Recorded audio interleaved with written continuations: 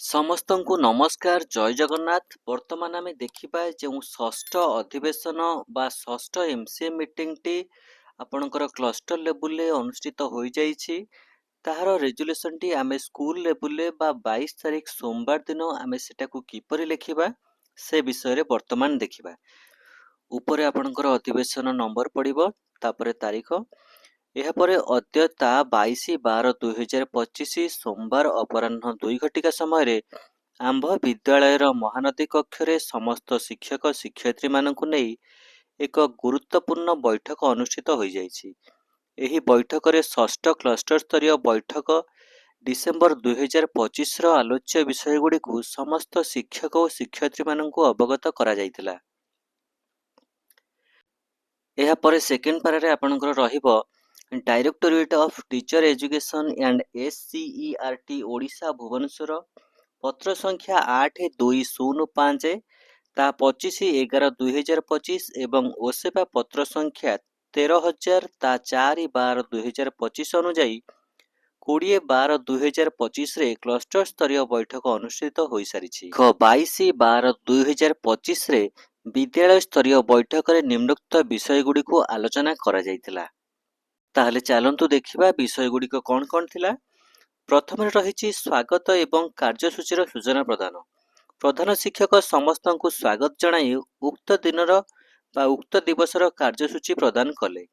ଏହାପରେ ରହିଛି 2 ନମ୍ବର ପୂର୍ବ ବୈଠକର ବିଷୟବସ୍ତୁର ଆଲୋଚନା।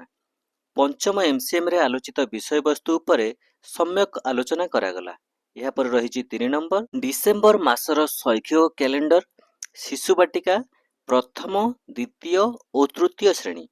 ଡିସେମ୍ବର ମାସରେ ଶିଶୁ ବାଟିକା ପାଇଁ 5ଟି ବିକାଶର ଦିଗ ଆଧାରିତ ଶିକ୍ଷଣ କାର୍ଯ୍ୟ ସହ କାର୍ଯ୍ୟ ପୁସ୍ତିକାର କାର୍ଯ୍ୟ 67ରୁ 82 କରାଇବା।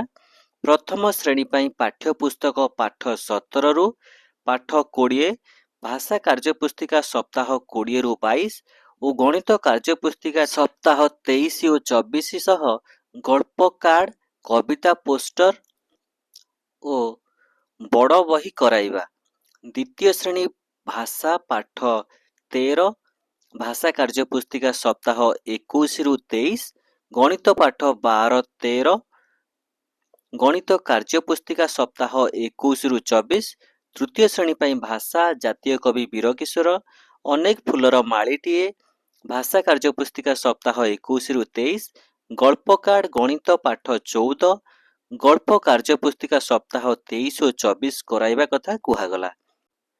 ଏହାପରେ ରହିଲା 4 ନମ୍ବର ଭାଷା ଓ ସଂଖ୍ୟାଜ୍ଞାନ ଆଧାରିତ ବହୁ ଶ୍ରେଣୀୟ ଶ୍ରେଣୀ ପରିଚାଳନା। 2 ଘଣ୍ଟା 10 ମିନିଟ୍ ସମୟରେ ଶିକ୍ଷକ ଭାଷା ଓ ସଂଖ୍ୟାଜ୍ଞାନର ପାଠ୍ୟଟିକା ପ୍ରସ୍ତୁତ କରିବେ ଓ କିପରି ଶ୍ରେଣୀ ପରିଚାଳନା କରିବେ ସେ ବିଷୟରେ ଆଲୋଚନା ହେଲା। ଏହାପରେ ପଞ୍ଚମ ବିଦ୍ୟାଳୟ ପରିଦର୍ଶନ ଓ ଆଲୋଚନା। ଚେକଲିଷ୍ଟ ଆଧାରରେ MCM ଆୟୋଜିତ ବିଦ୍ୟାଳୟର ଶୈକ୍ଷିକ ଭୌତିକ ବାତାବରଣ ପର୍ଯ୍ୟବେକ୍ଷଣ କରି ନିଜ ବିଦ୍ୟାଳୟର ଶୈକ୍ଷିକ ବାତାବରଣ କିପରି ଉନ୍ନତ କରିହେବ ସେଥି ନିମନ୍ତେ ସମସ୍ତଙ୍କ ମତାମତ ନିଆଗଲା।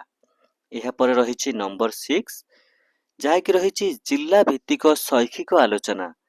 ନଭେମ୍ବର ମାସର ଶିକ୍ଷଣ ଫଳାଫଳକୁ କିପରି ଲିପିବଦ୍ଧ କରିଲେ ପ୍ରଥମ, ଦ୍ୱିତୀୟ, ତୃତୀୟ ଶ୍ରେଣୀର କେତେଜଣ ଶିକ୍ଷାର୍ଥୀ ଷ୍ଟାର, କେତେଜଣ ପ୍ଲସ୍ ଏବଂ କେତେଜଣ ଟ୍ରାଙ୍ଗେଲରେ ରହିବେ ବା ଅଛନ୍ତି ଏବଂ ସେମାନଙ୍କର ଶୈକ୍ଷିକ ଅଭିବୃଦ୍ଧି ପାଇଁ କେଉଁ ସବୁ ପଦକ୍ଷେପ ନିଆଯାଉଛି ସେ ବିଷୟରେ ଆଲୋଚନା କରାଯାଇଥିଲା। ଏହାପରେ ରହିଲା 7 ନମ୍ବର ଯାହା ଥିଲା ମୋଷ୍ଟ ଇମ୍ପୋର୍ଟାଣ୍ଟ। କ'ଣ ଥିଲା? ପଞ୍ଚମ ଓ ଅଷ୍ଟମ ଶ୍ରେଣୀ ପିଲାଙ୍କର ବାର୍ଷିକ ପରୀକ୍ଷା। ପଞ୍ଚମ ଓ ଅଷ୍ଟମ ଶ୍ରେଣୀ ପିଲାଙ୍କର ମୂଲ୍ୟାୟନ ଓ ଉପାଦାନ, ଉପ ଉପାଦାନ ଓ ଗୁରୁତ୍ୱ ପ୍ରଶ୍ନପତ୍ର ପ୍ରସ୍ତୁତି ପାଇଁ ବିଭିନ୍ନ ଦିଗ ଲିଖିତ କାର୍ଯ୍ୟ, ପ୍ରକଳ୍ପ କାର୍ଯ୍ୟ ଓ ସେଥିରେ ଥିବା ସୂଚକ ଓ ନମ୍ବର ବିଷୟରେ ପୁଙ୍ଖାନୁପୁଙ୍ଖ ଆଲୋଚନା କରାଗଲା। ଏହାପରେ ଆସିଲା 8 ନମ୍ବର ଯାହାକି ଥିଲା ସଂକ୍ଷେପଣ। ଏଠାରେ କ'ଣ ଥିଲା ନା ବୈଠକରେ ଆଲୋଚ୍ୟ ବିଷୟ କିପରି ସେମାନଙ୍କର ସାହାଯ୍ୟରେ ଆସିବ ସେଥିପାଇଁ ମତାମତ ଦେବା ପାଇଁ କୁହାଯାଇଥିଲା। ଏହାପରେ ଆସିଲା 9 ନମ୍ବର ଯାହାକି ଥିଲା 3 ଆକ୍ସନ ଷ୍ଟେପ୍ସ, ଯାହାକି ଥିଲା ପ୍ରଥମରେ ଡିସେମ୍ବର ମାସର ଶୈକ୍ଷିକ କ୍ୟାଲେଣ୍ଡର ଆଧାରରେ ଶ୍ରେଣୀ ଶିକ୍ଷାଦାନ କରିବାକୁ ସୁନିଶ୍ଚିନ୍ତ କରାଗଲା। ଏହାପରେ 2 ନମ୍ବରରେ ରହିଲା ଭାଷା ଜ୍ଞାନ ଆଧାରିତ ପାଠ୍ୟ ଯୋଜନାରେ ପଢ଼ିବା ଗଢ଼ିବା ଓଡ଼ିଶା ଆଧାରିତ ପଠନ କାର୍ଯ୍ୟକ୍ରମକୁ ସାମିଲ କରିବାକୁ କୁହାଗଲା। ପରେ 3 ନମ୍ବର ପଏଣ୍ଟରେ ଆସିଲା ପଞ୍ଚମ ଓ ଅଷ୍ଟମ ଶ୍ରେଣୀ ପିଲାଙ୍କ ପାଇଁ ବାର୍ଷିକ ପରୀକ୍ଷାର ଗୁରୁତ୍ୱକୁ ଉପଲବ୍ଧ କରି ଗାଇଡଲାଇନ ଆଧାରିତ କାର୍ଯ୍ୟ କରିବାକୁ ନିଷ୍ପତ୍ତି ନିଆଗଲା। ପରିଶେଷରେ ପ୍ରଧାନ ଶିକ୍ଷକ ସମସ୍ତଙ୍କୁ ଧନ୍ୟବାଦ ଅର୍ପଣ କରି ସଭା କାର୍ଯ୍ୟଟିକୁ ସଂଗ ବା ସମାପ୍ତ କରିବାକୁ ଘୋଷଣା କରିଥିଲେ। ଏହାପରେ ଡାହାଣ ପଟେ ରହିବ ପ୍ରଧାନ ଶିକ୍ଷକଙ୍କ ସ୍ୱାକ୍ଷର ଏବଂ ବାମ ପଟେ ରହିବ ଶିକ୍ଷକ ଶିକ୍ଷୟିତ୍ରୀଙ୍କ ସ୍ୱାକ୍ଷର। ଆପଣଙ୍କର ଯେତେ ଜଣ ଶିକ୍ଷକ ଶିକ୍ଷୟିତ୍ରୀ ରହିଥିବେ ଆପଣ ସିରିଏଲି 1 2 3 କରି ସାଇନ୍ କରିନେବେ। ତାହେଲେ ଏତିକି ଥିଲା ଆମର ଷଷ୍ଠ ଅଧିବେଶନ ବା ଷଷ୍ଠ MCM ର ରେଜୁଲେସନଟି। ଆପଣଙ୍କୁ ଆମ ରେଜୁଲେସନଟି କେମିତି ଲାଗିଲା କମେଣ୍ଟ ମାଧ୍ୟମରେ ନିଶ୍ଚୟ ଜଣାଇବେ। ରହିଲୁ, ନମସ୍କାର, ଜୟ ଜଗନ୍ନାଥ।